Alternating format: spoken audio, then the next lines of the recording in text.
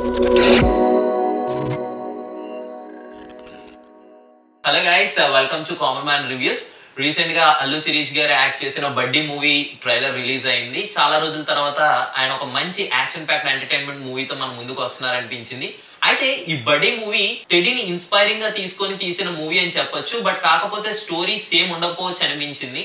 ఇందులో మన అల్లు శిరీష్ గారు ఒక పైలట్ పాత్ర యాక్ట్ చేశారు. విలన్ గా అజ్మల్ మెయిన్ పాత్ర పోషించినట్టు జరుగుతుంది. అయితే వీళ్ళిద్దరి మధ్య జరిగే ఏవైతే సీన్స్ ఉంటాయో అవి చాలా పోటాపోటీగా ఉన్నట్టు ఈ ట్రైలర్ లో నాకు చూసినప్పుడు అనిపించింది. గాయత్రి భరద్వాజ్ హీరోయిన్ గా యాక్ట్ చేస్తున్నారు. చాలా రోజుల తర్వాత ఇందులో ఆలీ గారు చాలా ఇంపార్టెంట్ రోల్ ప్లే చేస్తున్నారేమో అనిపించింది. ఎందుకంటే ట్రైలర్ లో మోస్ట్ ఆఫ్ ద సీన్స్ లో ఆలీ గారు కనిపించడం జరిగింది. నాకు ట్రైలర్ మొత్తం చూసిన తర్వాత ఏమనిపించింది అంటే ఈసారి ఖచ్చితంగా అల్లు శిరీష్ హిట్ కొట్టబోతున్నాడు. ఈ యొక్క ట్రైలర్ లాస్ట్ డైలాగ్ వస్తున్నప్పుడు ఇంకా ఎన్నిసార్లు వస్తావరా అని చెప్పేసి విలన్ అల్లు శిరీష్ అడిగితే గెలిచే వరకు అని ఒక మాట చెప్తాడు.